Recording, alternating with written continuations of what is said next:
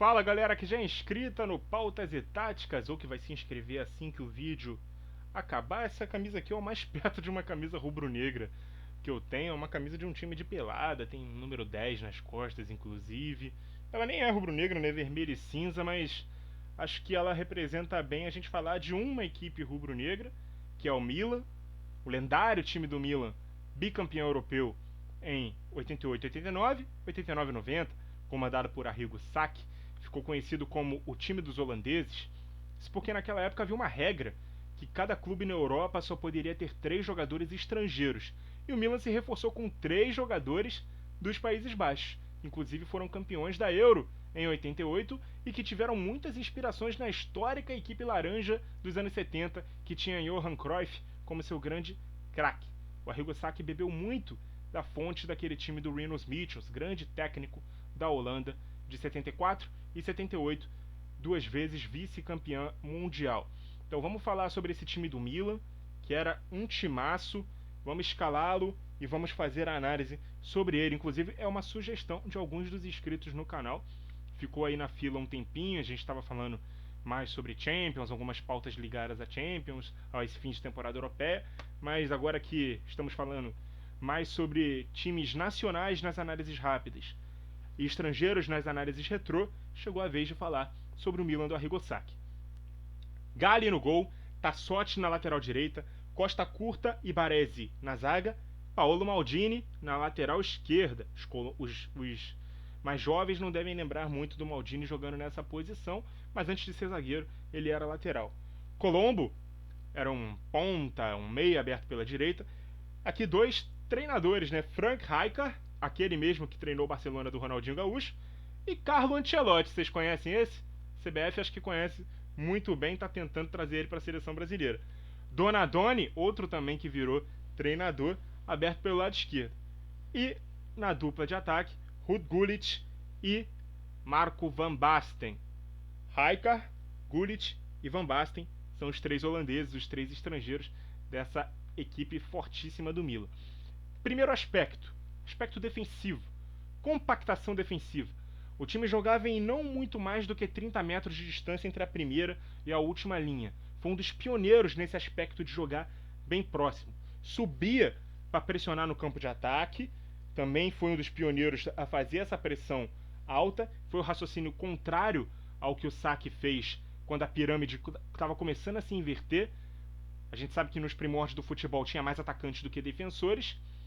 E com o passar dos anos, o raciocínio inverso foi ter mais gente na última linha do que lá na frente. Ele decidiu pensar o futebol como um conjunto e pressionar no campo de ataque. Quanto mais próximo do gol você marca, mais longe do meu gol eu consigo recuperar a bola e já restartar um ataque. Esse foi o raciocínio da pressão alta, por isso o Arrigo Sacchi é um dos pioneiros da compactação e da pressão alta no futebol moderno. Além disso, o time basculava muito para o lado atacado. E também é uma fonte bebida do Cruyff, do Rinus Michels, da seleção holandesa dos anos 70. Então, se o ataque do adversário era para a direita, o time todo vinha marcar pelo lado direito. Se mudou a direção, foi para o lado esquerdo, também pressionava do lado esquerdo. Se a bola estava mais no corredor central, o time se espremia, cedia os lados do campo, mas marcava no corredor central. Então era uma movimentação coletiva muito interessante, o time se mantinha sempre compacto, beleza? O Baresi era o líbero que jogava como o último homem da defesa, muitas vezes por trás dos outros defensores, mas ofensivamente ele tinha total liberdade para conduzir a bola ao ataque. Então vamos falar aqui sobre essa função do líbero, que no italiano significa livre. Era um jogador que tinha total liberdade para poder marcar por trás da linha de defesa, mas quando tinha a bola nos seus pés também conduzia a bola. Por isso ele era livre. Era um dos maiores defensores da história do futebol, Franco Baresi, principalmente desempenhando essa função do líbero. Falando um pouco mais do Maldini, que era lateral esquerdo antes de ser zagueiro, como a gente abriu dizendo, mas não era só um lateral base. Ele também ia ao ataque quando necessário. Menos que o Tassotti, é verdade, que era um lateral muito mais ofensivo pelo lado direito. Mas ele se dava bem atacando a linha de fundo. O Maldini era um jogador bem completo, nesse aspecto. Normalmente a movimentação ofensiva buscava a formação de triângulos pela direita com o Colombo, o Gullit e o Rijkaard. E pela esquerda com o Donadoni, o Ancelotti e o Van Basten.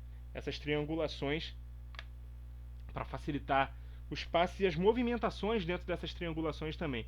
Quando o lateral vai para o fundo, o ponta faz a diagonal para jogar por trás da dupla de ataque, no caso o Gullit e o Van Basten. Então muitas vezes a gente via essa formação. Vocês vão ver aí vídeos, se vocês forem procurar, né, do Arrigo Sacchi descrevendo o time do Milan, falando desse aspecto ofensivo desses dois homens de lado, né, o Colombo na direita e o Donadoni na esquerda. Eles faziam essa diagonal para ficar por trás dos dois atacantes quando os laterais iam até a linha de fundo, beleza?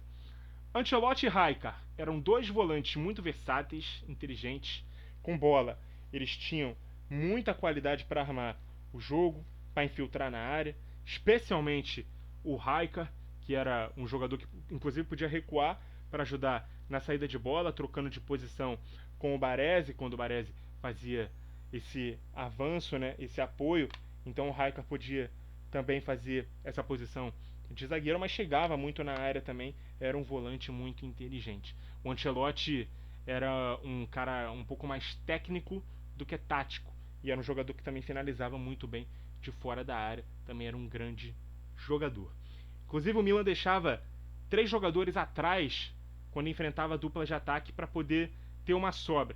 Como o próprio Sacchi explicou, né, quando ele enfrentava, por exemplo, o Napoli de Maradona e Careca, que eram uma dupla de ataque.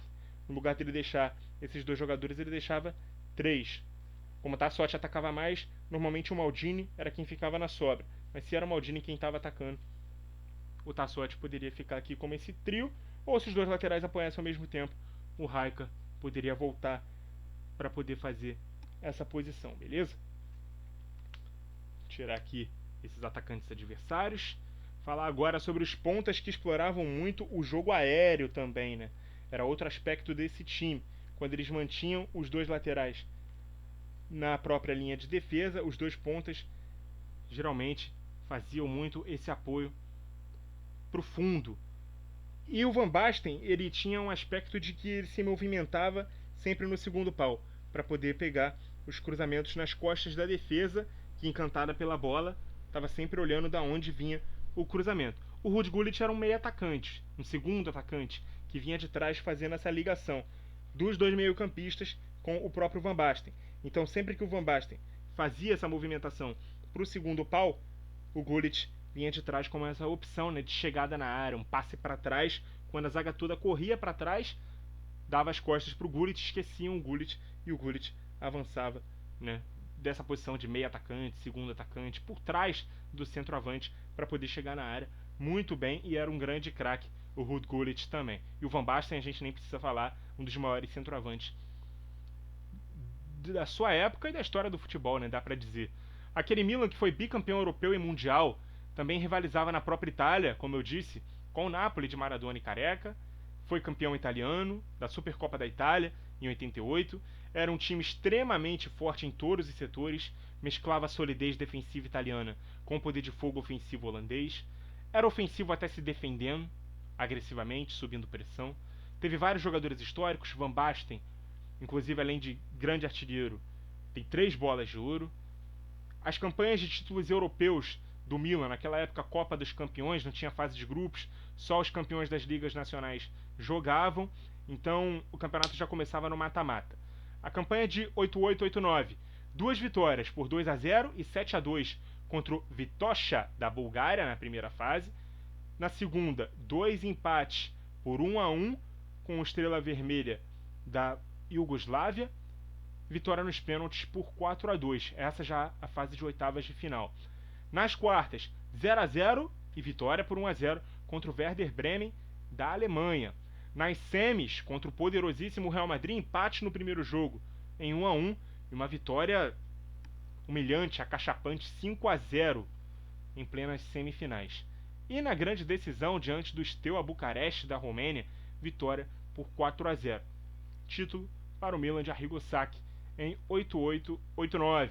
Na temporada seguinte, o atual campeão conseguiu 2 vitórias por 4-0 e 1-0 contra o Helsinki da Finlândia na primeira fase. Reencontrou o Real Madrid já nas oitavas, vitória de 2-0 na ida, derrota por 1-0 na volta. Se classificou no placar agregado. 0-0 e 2-0 contra o Mechelen da Bélgica nas quartas de final. Vitória por 1-0 e derrota por 2-1 diante do Bayern nas semis, se classificando no critério do gol fora de casa. 1-0 na ida foi no San Siro, o 2-1 foi na Alemanha. E na grande decisão, vitória contra o Benfica por 1-0. Lembrando que esse Milan, que ainda jogava a Copa dos Campeões, como eu disse, né, foi por muito tempo o último bicampeão consecutivo da Champions. Só igualaram em 2016, 2017, já na era Champions, pelo Real Madrid, que viria a ser tri, inclusive no ano seguinte. Mas que naquele ano foi o primeiro bi da era moderna da Champions League e o primeiro a conseguir o feito depois daquele Milan do saque, beleza? O treinador deixou o clube em 91, assumindo a seleção italiana, né, que viria a ser vice-campeã mundial em 94, perdendo para a seleção brasileira na decisão. E o Sacchi é amplamente considerado um dos melhores técnicos da história do futebol, além de ser autor de um dos times mais memoráveis do futebol mundial, mais equilibrados taticamente, mais estudados historicamente e mais modernos à sua época. O Sacchi não foi jogador profissional, e uma de suas frases mais emblemáticas, uma das minhas frases preferidas no futebol, inclusive, foi uma resposta a quem questionou o fato dele não ter sido jogador, quando o Silvio Berlusconi, que inclusive faleceu, né, recentemente, que Deus o tenha, tinham contratado para o Milan, na época. A frase dele é a seguinte: para ser um bom técnico é preciso ter sido antes jogador? Não sabia que para ser jockey antes era necessário ter sido um cavalo. Muito obrigado a você que acompanhou o vídeo até aqui. Continue ligado no Pautas e Táticas. E até a próxima!